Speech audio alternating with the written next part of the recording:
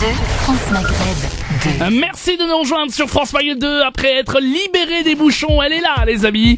Maître Maghrebi Mansouri du cabinet BMM rattaché au barreau de Paris pour, dans l'émission Parler juridique en direct sur France Maghreb 2. Bonjour, Maître Maghrebi.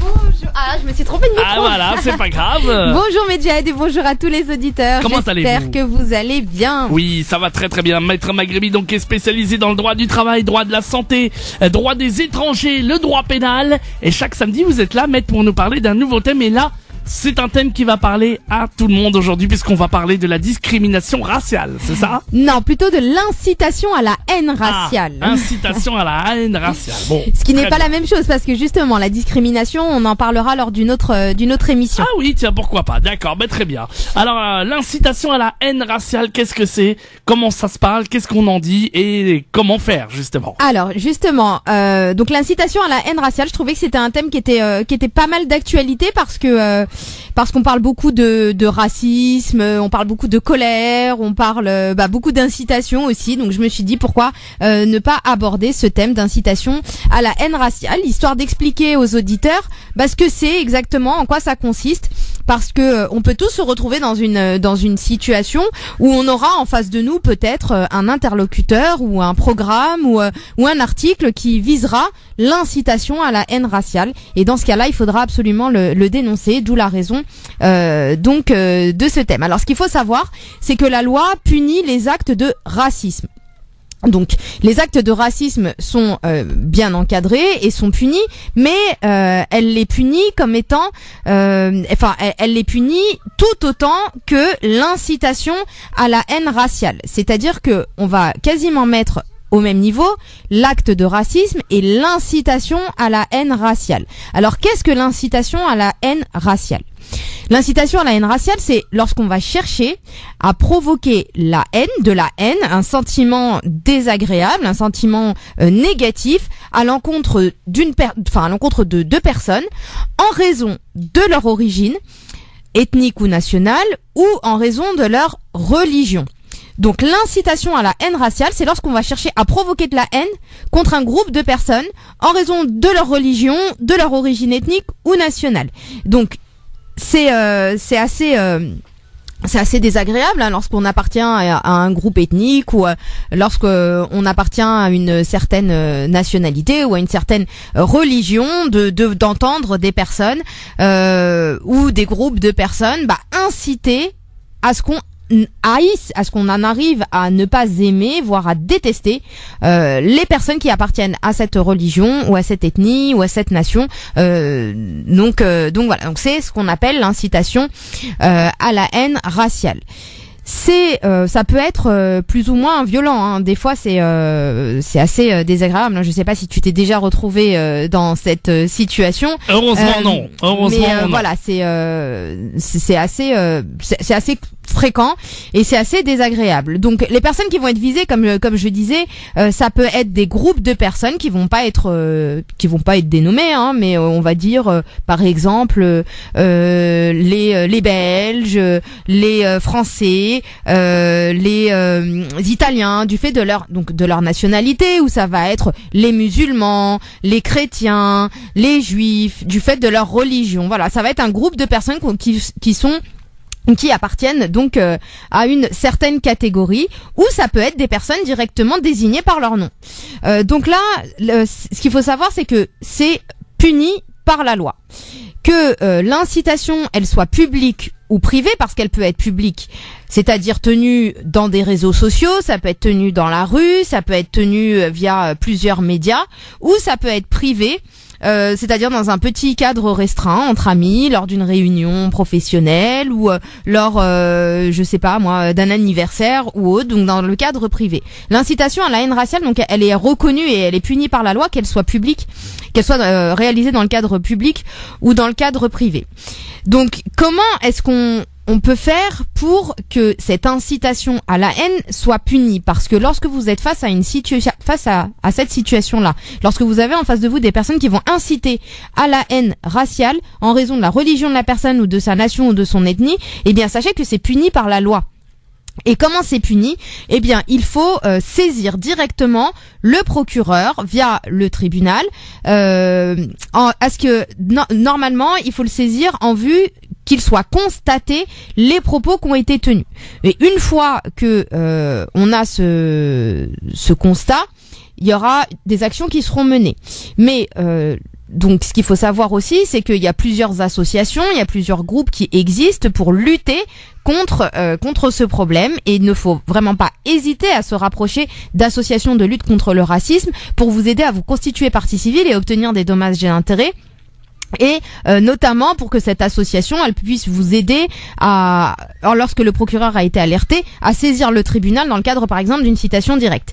C'est c'est une procédure particulière mais qui peut être facilement mise en place par une association pour que l'auteur de ces faits-là puisse être puni, parce que l'incitation à la haine raciale, c'est une infraction pénale, et il ne faut vraiment pas hésiter à utiliser les voies de recours qui existent pour pouvoir engager la responsabilité de cette personne. Donc, par contre, il faut faire très attention parce que les délais de prescription sont très courts. C'est-à-dire que lorsqu'on est dans une incitation publique, donc dans la rue, dans les médias ou autre, ça va être 1 an. Au bout d'1 an, si vous n'avez pas saisi le procureur, eh bien dans ce cas-là, c'est trop tard. Mais pour l'incitation non publique, c'est-à-dire lorsqu'elle est réalisée dans le cadre privé, dans ce cas-là, c'est 3 mois.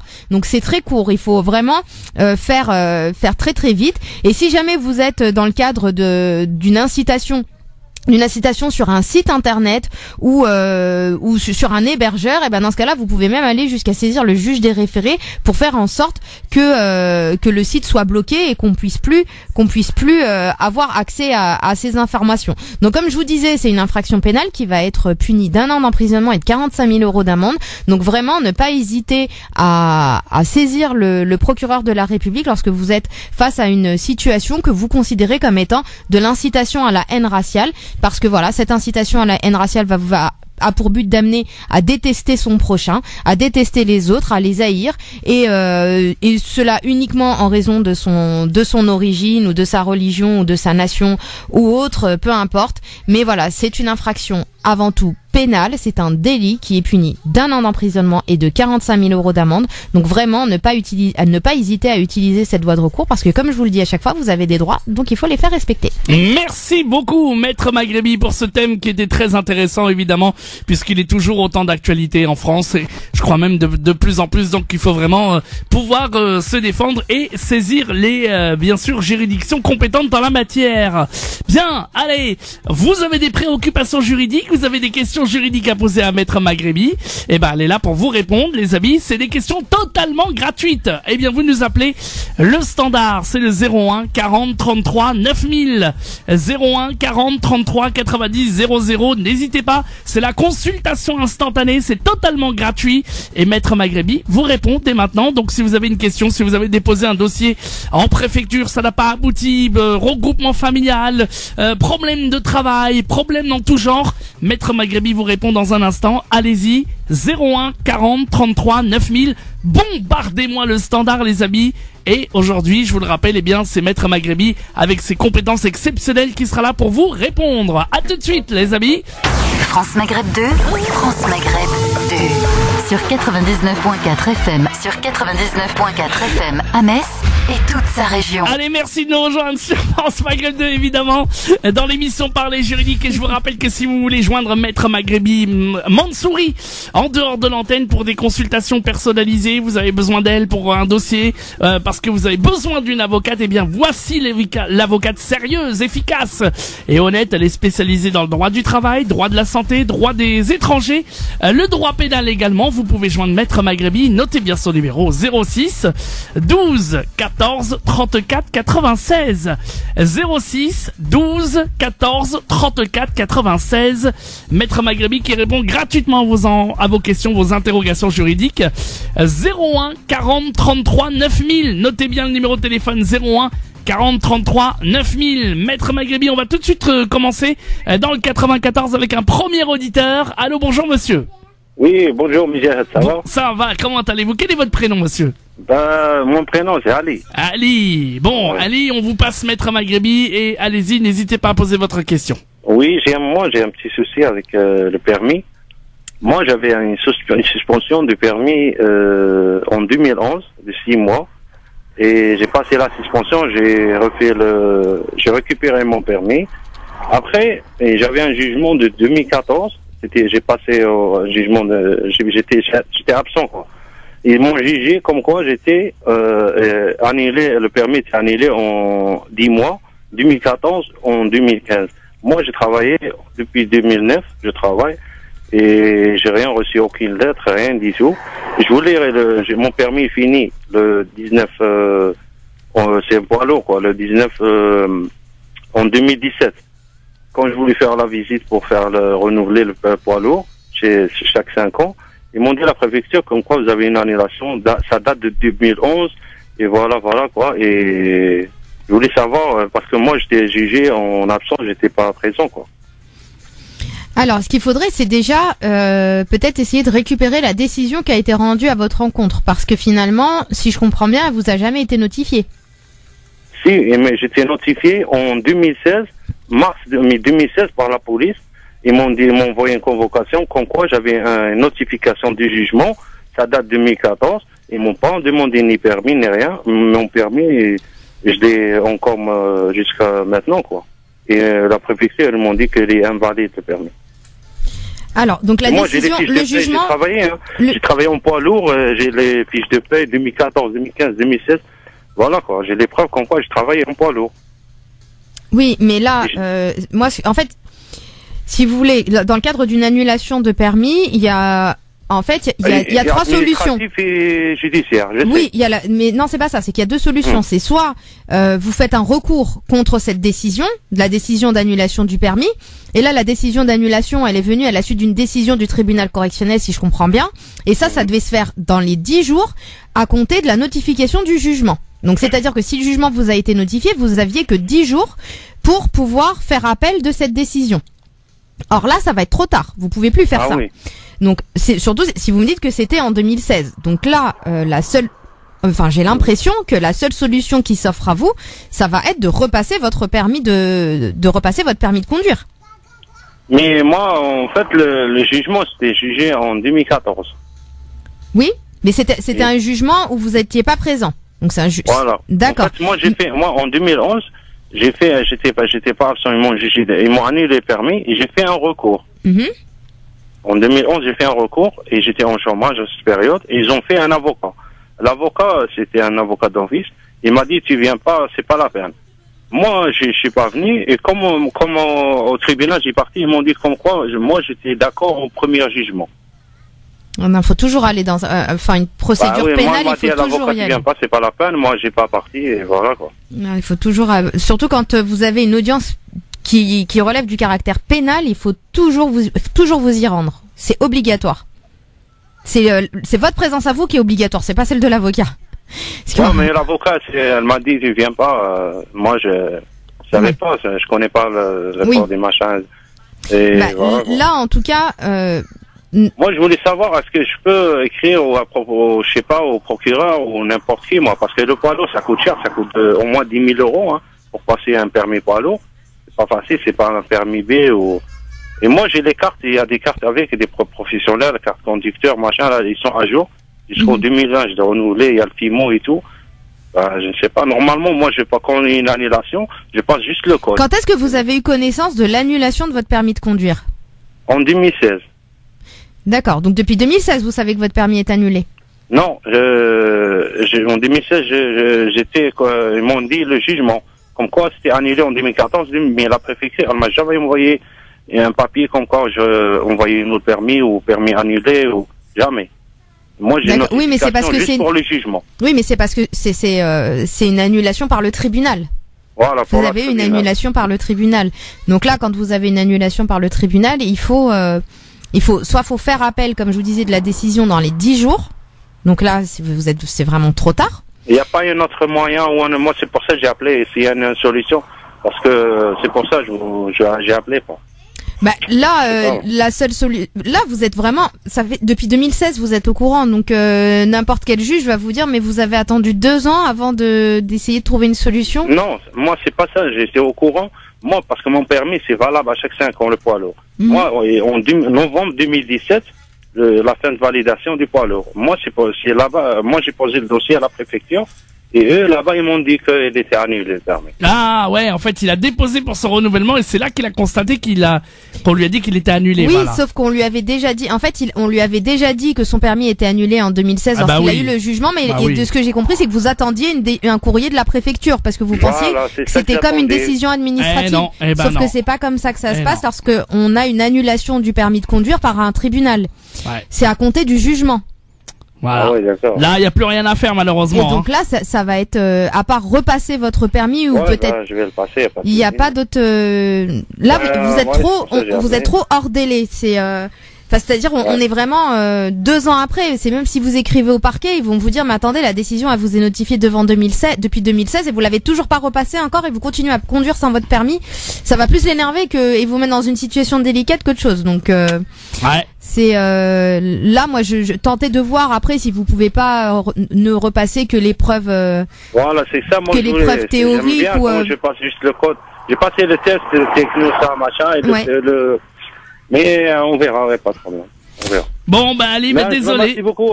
Merci. Bonne journée. Et bon courage, monsieur Ali. Merci. À bientôt. Oui. Et ça, on pourrait règle de l'art, maître Maghrebi. Quand on a une décision, attendez, je vais d'abord rappeler le numéro. Vous pouvez nous appeler 01 40 33 9000 si vous avez une question juridique. N'hésitez pas. 01 40 33 90 00. Donc maître Maghrebi, une règle d'or, j'ai envie de dire à l'antenne. Quand on a d'abord une décision du tribunal, quand on est convoqué, il faut y aller. C'est ça, maître? Quand vous êtes convoqué devant un tribunal pénal, c'est-à-dire devant le tribunal de police, devant le tribunal correctionnel et encore plus devant la cour d'assises si vous êtes libre, mais c'est très très rare. Il faut vous rendre à l'audience parce que si vous n'y allez pas, d'une manière ou d'une autre, ça va jouer en votre défaveur, parce que le juge a besoin de vous voir et de parler et de communiquer avec vous pour voir si vous regrettez les faits qui se sont passés, si vous êtes en mesure d'expliquer ce qui s'est passé, de voir un petit peu votre personnalité. Donc, si vous n'êtes pas là, l'avocat, il pourra pas présenter à votre place. Il faut que vous soyez là, que vous présentiez bien pour pouvoir vous défendre, parce que je vous dis, il y a le principe de la personnalisation de la peine qui fait que le juge, il statuera toujours mieux si vous êtes là avec votre avocat que si vous n'êtes pas là sans avocat ou même votre avocat seul. Donc vraiment, quand vous avez une date d'audience, faut vous déplacer, il faut y aller. Même si votre avocat vous dit de ne pas y aller, surtout si c'est une audience correctionnelle, non, il faut y aller. Voilà, ça c'est une chose. Et puis bien sûr, faites bien attention, deuxième règle d'or, au délai de prescription des décisions aussi. Exactement. Et en correctionnel, c'est 10 jours à compter du prononcé du jugement. C'est-à-dire que lorsque le juge est dans la salle d'audience et qu'il va donner son délibéré, c'est à ce moment-là que le délai de 10 jours commence à courir.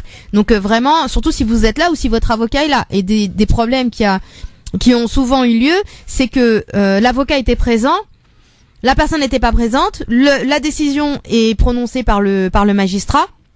Et la personne elle croit qu'elle va recevoir une décision et que le délai de prescription commencera à courir à compter de cette date-là. Alors que non.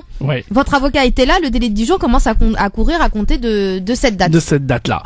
Bien, maître Maghrebi, merci pour ces règles d'or, On va appeler ça les règles d'or, les règles à retenir, justement. Et puis on va revenir dans un instant avec d'autres appels. Il y a plein de monde au standard. 01 40 33 9000, 01 40 33 90 00. Des questions juridiques à poser à maître Maghrebi, quelle que soit l'interrogation que vous avez. 01 40 33 9000. France Maghreb 2, France Maghreb 2. Maître Maghrebi est avec nous sur France Maghreb 2. Vous le savez, maître Maghrebi est spécialisé dans le droit du travail, droit de la santé, droit pénal, droit des étrangers. Elle est rattachée au cabinet BMM, rattachée au barreau de Paris. Et je vous rappelle que c'est une avocate efficace, honnête, évidemment. Et si vous avez envie de l'appeler pour prendre un rendez-vous avec elle, si vous avez envie que votre dossier aboutisse, eh bien n'hésitez pas à l'appeler au 06 12 14 34 96. Notez bien le numéro de téléphone 06 12 14 34 96, le numéro de téléphone pour prendre rendez-vous avec maître Maghrebi Mansouri. 06 12 14 34 96. Et là, elle répond gratuitement à vos questions, vos interrogations juridiques au 01 40 33 9000. On a une auditrice de Pantin qui est avec nous. Allô, bonjour. Allô, bonjour. Bonjour, quel est votre... Coupez votre radio s'il vous plaît, ça serait génial. Rappelez-moi votre prénom. Fatiha. Fatiha, oui, pardon, voilà. Fatiha, maître Maghrebi vous écoute, allez-y, je vous en prie. Oui, voilà, je vous appelle. Voilà, Alors, Fatiha, enlevez le haut-parleur comme je vous ai dit tout à l'heure, s'il vous plaît, Fatiha. Voilà. Ah oui, mais on leur a dit en antenne, c'est pas grave. Allez-y, Fatiha, je vous écoute. On vous écoute. Alors voilà, je suis passée au tribunal parce que mon ex-mari, il m'a cassé mon genou. Oui. Et j'ai perdu au procès. Je suis passée 2 fois au tribunal et j'ai perdu au procès parce que je vous raconte l'histoire parce que j'ai vu mon ex-mari et j'ai sorti avec une autre femme dans l'appartement. Et toutes les personnes qui sont avec lui, ils ont dit que c'est pas vrai, que c'est pas lui qui m'a fait ça au genou, qu'il avait un couteau pour me tuer, tout ça. Et là, je suis arrivée au tribunal et j'ai perdu au procès. Là, je sais plus quoi faire. Là, vous avez perdu en appel? Oui, j'ai perdu en appel, 2 fois l'appel. Et là, j'ai fait une demande juridictionnelle à Paris. Oui. Et je sais plus quoi faire. Parce que monsieur, il arrête pas de mentir et je sais plus à qui m'adresser et tout. Alors, parce que là, en fait, pour pouvoir vous dire exactement de façon utile ce que vous pouvez faire, il faut que je comprenne exactement ce qui s'est passé. Vous êtes passé une première fois devant le tribunal correctionnel? Oui, voilà, je suis passée au premier... j'étais en fauteuil roulant. Je ne marchais pas, j'étais à l'hôpital. Quand je suis arrivée... Mais c'était le tribunal correctionnel d'où? De Bobigny. D'accord. Et il a été relaxé? Comment? Il a été relaxé? Oui, normal. C'est-à-dire normal. Il y a eu une relaxe. Oui, relax normal.